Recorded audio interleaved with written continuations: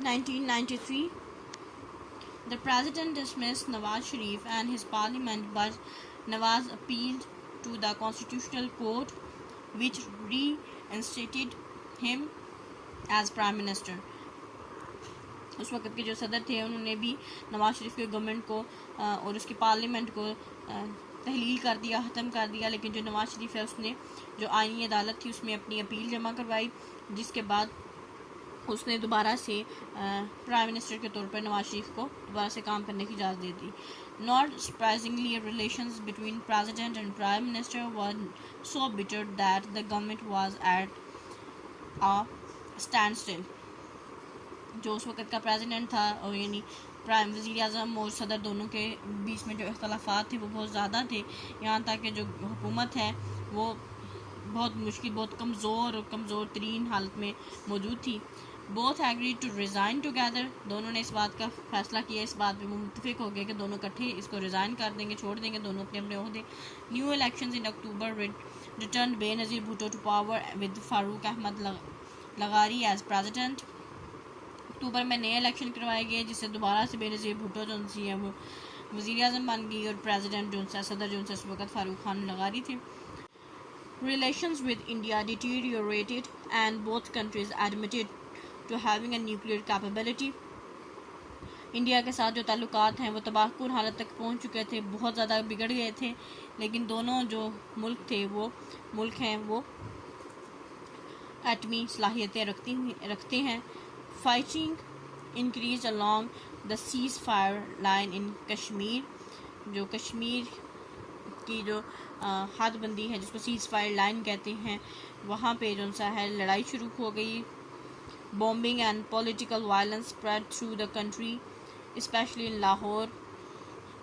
پورے ملک میں جو سا ہے دھماکے اور جو سیاسی تشدد جو سا ہے وہ سامنے آیا، خاص طور پہ لاہور میں. There was instability and protests across the country.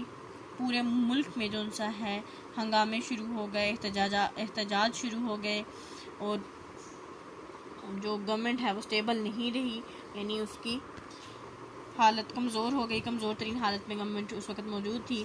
1996 to 1997, President Laghari dismissed Bhutto and her government at the end of 1996. 1996 کے اختتام پہ جو پریزیڈنٹ لغاری تھے انہوں نے بینظیر بھٹو کی جو حکومت ہے اور پارلیمنٹ ہے اس کو ختم کر دیا. New elections brought former Prime Minister Nawaz Sharif back to the power with a huge majority. تو جو پرانے ہمارے سابقہ وزیر اعظم تھے وہ دوبارہ سے پاور میں آ گئے، دوبارہ سے وزیر اعظم بن گئے بہت بڑی میجورٹی کے ساتھ، بہت زیادہ ان کو ووٹ پڑے تھے اس ٹائم میں. He began a vast program to boost export and industry, reduce prices and give people jobs. تو انہوں نے بڑے پیمانے پہ لوگوں کو کاروبار کے لیے، صنعت کے لیے بوسٹ کرنا شروع کیا، بیک اپ کیا، ابھارا. اس کے علاوہ جو مختلف چیزوں کی قیمتیں ہیں وہ ان میں کمی واقع ہوئی، کمی آئی، لوگوں کو نئی نوکریاں دی گئیں. The National Assembly also passed a law which curtailed the president's power to dismiss parliament. ایک نیا جو قانون ہے وہ بھی پاس کیا گیا کہ جس کے تحت یہ تھا کہ جو صدر ہے وہ پارلیمنٹ کو تحویل کرنے کا اختیار نہیں رکھتا. وہ یعنی جس طرح سے پہلے صدر اسمبلیاں ختم کرتے رہے، حکومتیں ختم کرتے رہے، پھر اس دستور کے تحت، اس لا کے تحت اب پریزیڈنٹ کے پاس یہ اختیار نہیں رہا تھا. Pakistan borrowed huge sums of money from IMF and World Bank to boost its failing economy. یعنی پاکستان نے اپنی ڈوبتی ہوئی جو معیشت ہے اس کو بچانے کے لیے بہت بڑی تعداد میں جو قرضے ہیں وہ IMF اور ورلڈ بینک سے لینے شروع لیے. President Laghari unexpectedly resigned on December 1997 and was replaced by Nawaz Sharif's friend Mohammad Rafiq Tarar, who reinforced the Prime Minister's power. جو اس وقت کے جو پریزیڈنٹ تھے، صدر تھے لغاری، انہوں نے غیر متوقع طور پہ جو دسمبر 1997 میں استعفیٰ دے دیا، اور جو نواز شریف کے جو دوست تھے محمد رفیق تارڑ وہ صدر کے طور پہ آئے، اور انہوں نے دوبارہ سے آ کے جو پرائم منسٹر ہے اس کو اختیارات دے دیے۔ 1998 The response to the India's testing its nuclear capability in early May 1998. Pakistan exploded its nuclear bomb at Chagi, Balochistan on 28 May 1998. Tension between India and Pakistan reached a high level. یعنی India کو جوابی جو اس نے nuclear اپنی صلاحیتوں کو test کرنے کے لیے مختلف ایکسپلوژن کیے تھے، پاکستان نے اس کا جواب دینے کے لیے 28 مئی 1998 میں جو سا ہے چاگی کے مقام پہ، جو کہ بلوچستان میں ایک جگہ ہے، وہاں پہ ایٹمی دھماکے کیے۔ اس موقع پہ جو انڈیا اور پاکستان کے بیچ میں جو ٹینشن ہے، جو کشیدگی ہے، وہ مزید بڑھ گئی۔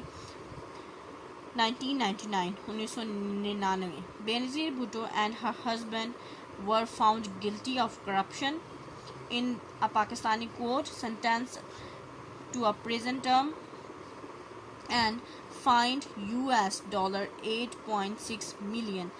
جو بینظیر بھٹو ہے اور اس کا ہسبینڈ ہے آصف لغاری، ان دونوں کو کرپشن کے الزامات ان پہ ثابت ہو گئے، وہ اس میں کرپشن میں ملوث پائے گئے۔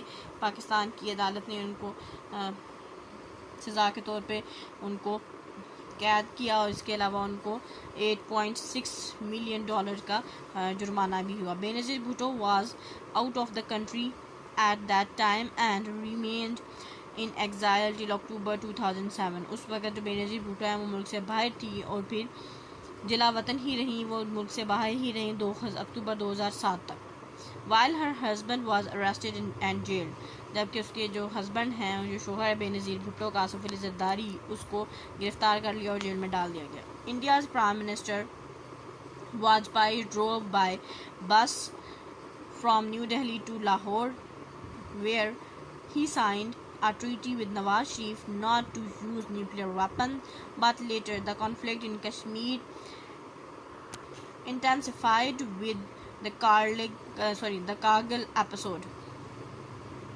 جو انڈیا کا پرائم منسٹر تھا اس وقت کا واجپئی، وہ دلی سے لاہور آیا بس کے ذریعے۔